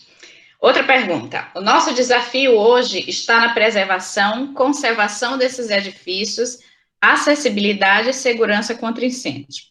Falando de São Paulo, Brasil, como você vê a reutilização e restauro desses edifícios? Bom, como diz a teoria do restauro, cada caso é um caso. Não dá para generalizar, né? A pergunta do Tadeu. Existem pesquisas acerca da manifestação do brutalismo no Brasil, para além de São Paulo? Tem a minha, por exemplo. Tem um monte, ó, você vai... o Tadeu está falando. Vai no Google Acadêmico, vai no Lattes, vai no Vitruvio, você vai achar N coisas.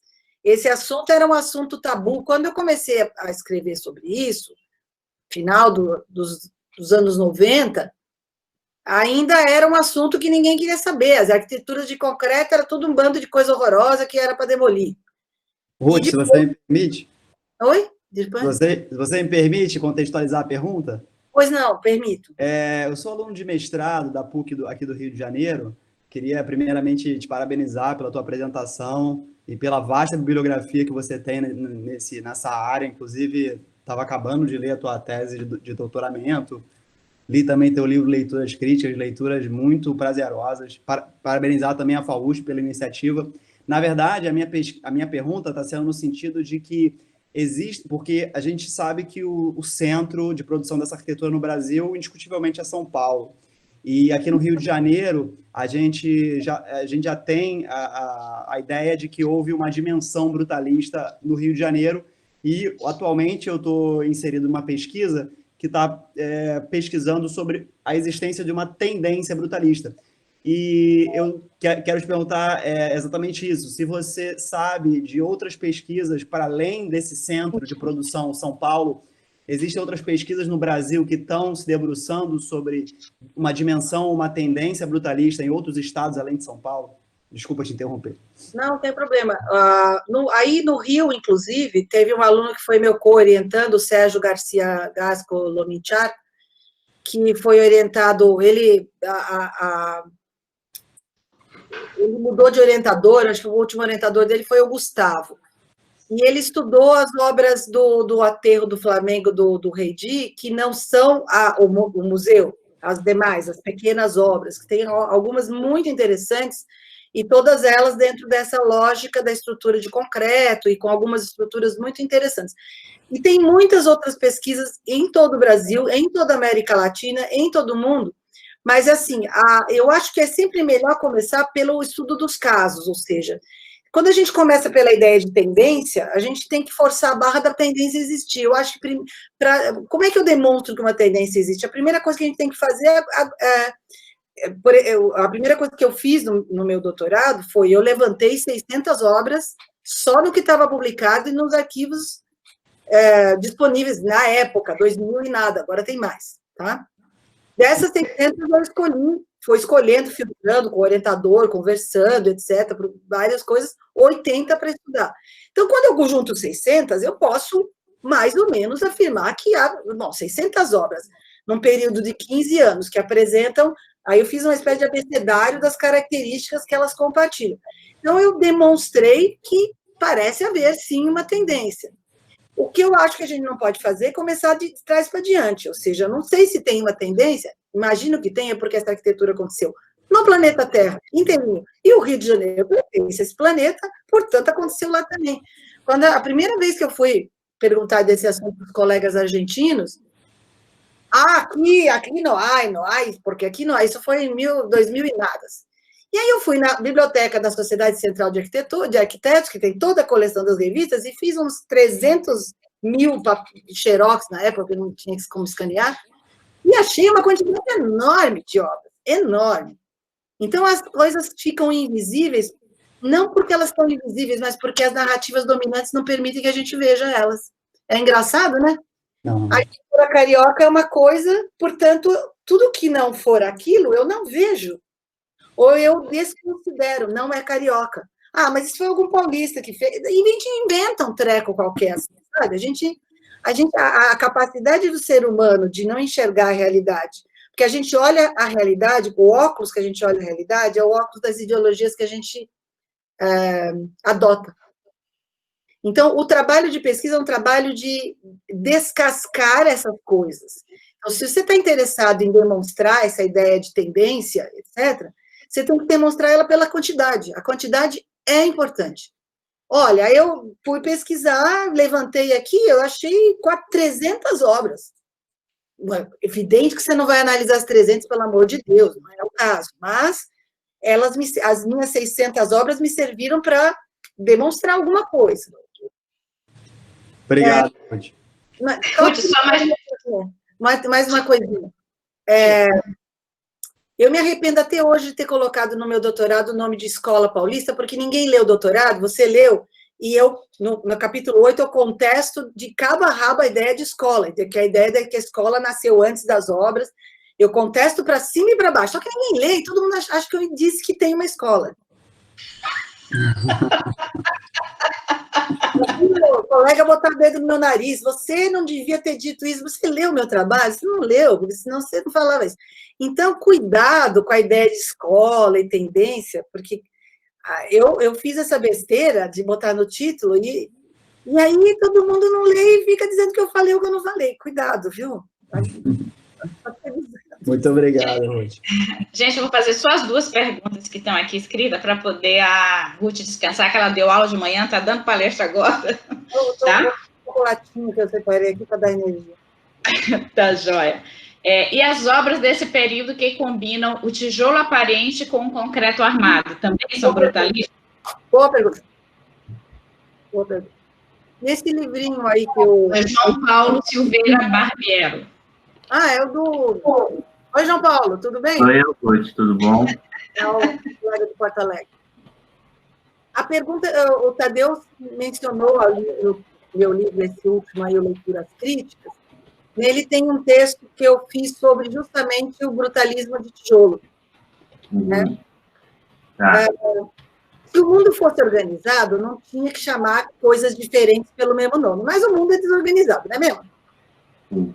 Então, essas obras ganharam o nome de brutalista historicamente. Então, eu resolvi, para a minha pesquisa, que eu não vou ficar fazendo expurgo. Eu ponho todo mundo ali e vou ver. Eu fui visitar algumas dessas obras, inclusive. Particularmente, eu, nesse artigo, foi um trabalho que eu apresentei no Congresso, que o tema era sobre o brutalismo, e eu apresentei esse trabalho comparando 2 obras de tijolo. Uma é a Igreja São Marcos, em Estocolmo,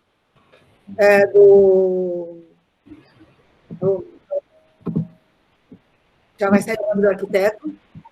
Alguém me ajuda? São Marcos, e a outra é a Igreja da Atlântida, do Jazz. São do mesmo ano de projeto, 53. Tá? Então, tentando entender, eu acho que elas, apesar do material ser diferente, a lógica projetual tem muita coisa em comum. A lógica é fazer o material se expressar. Né? Esse material de tijolo, grandes superfícies de tijolo, ambas se expressam fazendo esse tijolo dançar, né? Fazendo a forma trabalhar para realizar não uma estrutura de concreto fechada com tijolo, mas a própria estrutura de tijolo, fazendo a parede ser ao mesmo tempo pilar e contraforte, porque ela vai e vem, e ela segura assim, segura assado. Em 2 casos. E o mais interessante é que o Banham também fala dessa obra da Marcus Kirk, do Sigurd Leverens, é o nome do arquiteto. E os dois são engenheiros arquitetos, os dois são de formação de engenheiro, tem várias coisas em comum.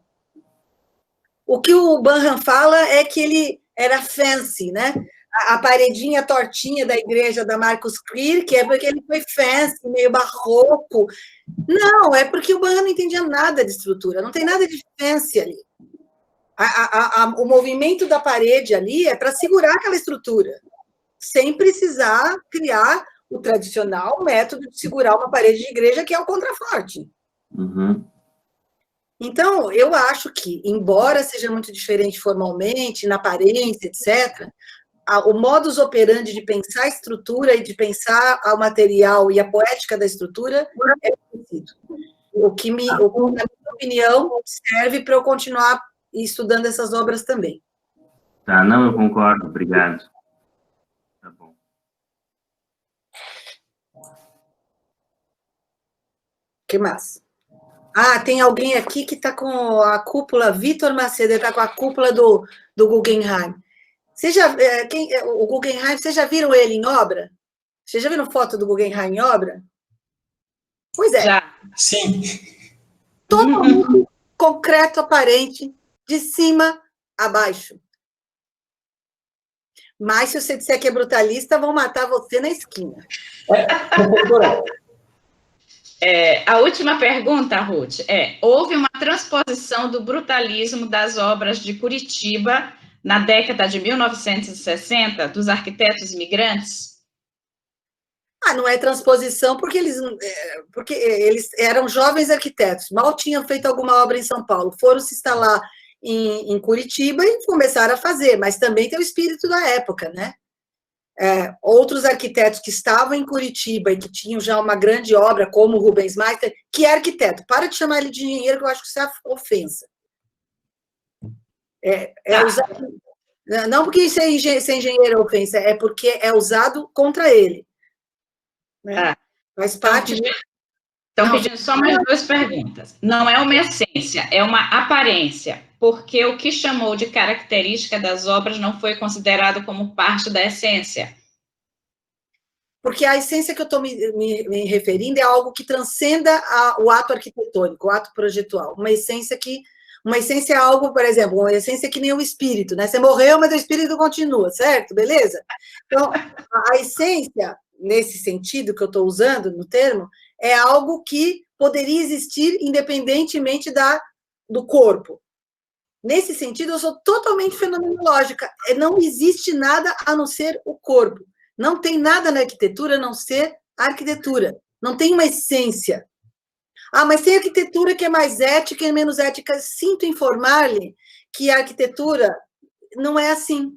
Vem um filho da puta qualquer, toma conta daquela arquitetura de Brasília, né? A Brasília se inaugura, vem o governo militar e toma conta daquilo. Eu gostaria que a arquitetura mudasse o planeta por si só, que ela tivesse uma essência tal que qualquer um que entrasse naquele prédio passaria a ser uma pessoa ética, né? Uma pessoa... Seria uma maravilha, maravilhoso, só que não tem, é uma pena, mas não tem. Infelizmente, nada na arquitetura existe além da própria arquitetura. E o que ela significa não está nela, porque o que a pirâmide do Egito significou para os construtores não é o que significa para nós. O significado é culturalmente determinado e historicamente determinado, o significado não está na obra, o significado está em você que lê a obra. Então, perguntando... Ruth, boa tarde. Boa tarde. Então, essa notação não é uma essência, é uma aparência, vale para todos os movimentos, não apenas o que está sendo cunhado com o brutalismo? Mas eu não estou sendo pejorativa, porque eu acho que a aparência e a arquitetura é uma coisa importantíssima. Como arquiteta, eu tenho perfeita consciência de que a questão de como que uma coisa aparece, como ela aparência também tem sentido de manifesta-se, como que uma coisa se manifesta, é o que a arquitetura é, né? Então, a ideia de criar essências é meio...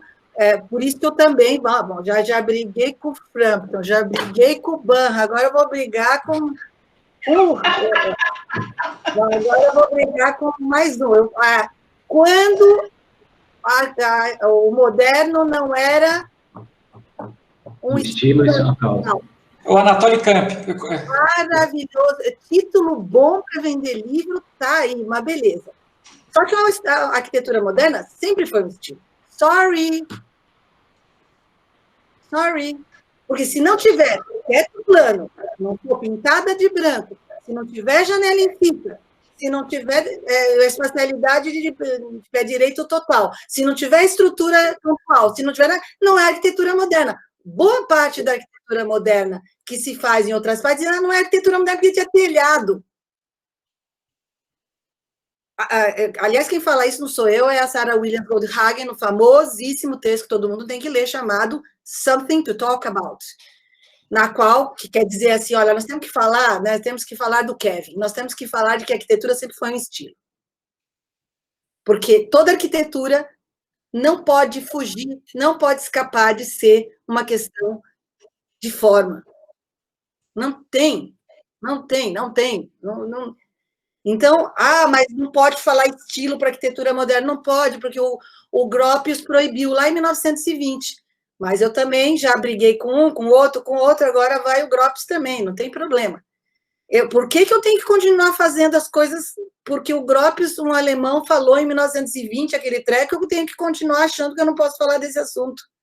Eu estou proibida para todos os tempos. Então, sim, a questão da aparência é sempre relevante. A aparência são as caras. E isso, história da arte, é óbvio. Só não é óbvio na história da arquitetura. Ruth, tem alguém perguntando qual é o nome do artigo que você citou, onde está. Aí alguém disse que é no livro Leituras Críticas, é isso? Isso, esse livro aqui. Este livrinho aqui, bonitinho, pode comprar pela internet, custa baratinho, ajuda o Abílio e a Silvana a sustentar a editora Romano Guerra, porque para mim não vem nada, evidentemente. Ok, é esse mesmo, né? Leituras Críticas. Tá? E tem para os amigos latino-americanos, vai sair a versão e-book em inglês e em português, viu? Se vocês quiserem. Legal. Que ótimo. Tá, Vitor, a última pergunta. Toda vez é a última pergunta. É a última, Vitor, viu? Ok, professora. Me desculpa, até um negócio muito particular meu e relativo à minha pesquisa, que eu estou analisando estrutura em algumas obras de arquitetura específicas, e uma delas é o aeroporto do Saarinen de Washington. E eu queria saber a respeito desse arquivo digital de Yale, se a professora viu alguma coisa relativa à estrutura, além dos desenhos arquitetônicos lá dentro, e como é que funciona o acesso a ele. Vou te passar... Uma pergunta muito específica e muito pessoal, assim, muito egoísta, mas... Não tem problema. Eu vou passar o link do arquivo. Espera aí, deixa eu ver onde é que está o link do arquivo. Deixa eu achar aqui. Eu passo pelo chat. Aero Saarinen Collection. Se você puser isso aqui no Google...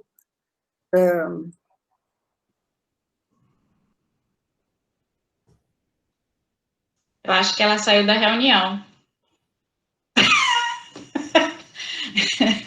Eu acho que ela se desconectou. Deixa eu ligar para ela. Ruth.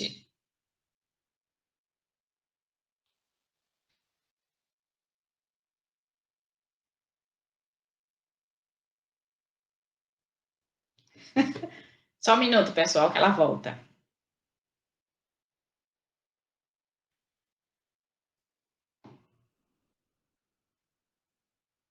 Tá bom, beijo. Ela já está entrando, ela apertou sem querer para sair. Já vai voltar.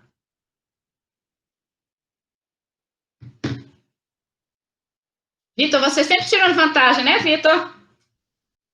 Sim, professora, sempre coisas particulares no meio da palestra. Pronto, Ruth. Imagina se a gente ia continuar sem você. Cadê você, Ruth? Ah, tá aí. Você sem microfone, Ruth. Ruth, você está sem microfone. Eu fui clicar para sair do negócio e fechei outro. Eu coloquei aqui no chat o nome da coleção. Esse número MS593 corresponde à coleção que é do TWA. Mas, olhando na coleção da Yale University, eu posso depois mandar para a Fabiana o link exatamente. Eu não achei o link exatamente agora, mas por aí eu acho que você entra. Está o arquivo, na hora que eu consultei, há uns 2 meses atrás, ele estava aberto para consultas em geral por conta da Covid, mas não sei se continua aberto ou não. De qualquer maneira, via universidade, você pode pedir acesso, dizer que se trata de uma pesquisa. Em geral, se for para um trabalho acadêmico, não costuma ser fácil, não tem problema. Bom, gente, infelizmente a gente vai ter que encerrar, né? Por mim, eu passava o dia todo ouvindo a Ruth aqui. Pois é. Mas eu gostei bastante, pode continuar me explicando. Olha, não diga isso, senão eu vou chorar. É um semestre, não tem problema, tá ótimo. Ruth, mas eu quero te agradecer demais, né? Você ter aceito o convite, você ter participado. Achei lindo teus slides, eu gosto muito da sua fala, muito assertiva, muito crítica, como deve ser um pesquisador, né? E agradeço a presença de todos, né? De pedir desculpa pelo inconveniente aí das invasões. Eu vou cortar o vídeo aí antes de passar para vocês, tá? Mas muito obrigada. Eu adoraria ter te recebido pessoalmente para te dar um abraço. Oi? Também quero agradecer as perguntas, porque vocês não têm noção, mas as perguntas que vocês fazem me ajudam muito. Porque se alguém faz uma pergunta de alguma coisa que eu não pensei, ou eu talvez não esteja esclarecendo, muitas coisas que eu fui estudar melhor na minha vida foi por conta de perguntas de alunos e de colegas, que me abriram dúvidas, né? É na dúvida que a gente aprende, né? Que vai buscar, vai pesquisar e vai... Gosto muito da sua colocação, quando você coloca a visão do pesquisador, né? Da posição. Sempre sou sua fã. Fernando Martínez, ¿cómo estás? Te vi ahorita. Te había visto por ahí, pero no me había dado cuenta que eras tú. Qué lindo. Gracias. Olha, Lúcio Macedo Barbudo. Muchas gracias. Lúcio Macedo. Não dá para eu ver todo mundo aqui, porque tem mais gente, então... Lúcio Machado está de barba. Está barbudo. Eu já tinha visto ele barbudo. Não tinha visto ainda. Tá, gente? Agradeço a presença de todos aí, de todo mundo, de todos os lugares, tá? Ruth, beijo. Beijo. Obrigada por você. Tá? A gente se fala, tá? Obrigada, tchau. Beijo, tchau. Deixa eu sair daqui, como é que sai? É só apertar no telefonezinho embaixo. Tchau, tchau. Tchau. Priscila? Seu seminário vai ser sobre o quê? Eu sempre esqueço de abaixar esse negócio. Eu queria saber se o seminário da disciplina vai ser sobre o quê? Professora, já que você me perguntou, será que eu poderia fazer sobre o autocicatrizante? Assim, Pode. como, Pode. abre aspas, um chute inicial? Pode. Um humilde chute inicial. Pode sim, sem problema nenhum. Tá bom. É só porque botar lá o tema, tá joia? Tá, obrigada. Beijo, gente, obrigada. Lúcio, beijo. Tchau. Parar a gravação aqui.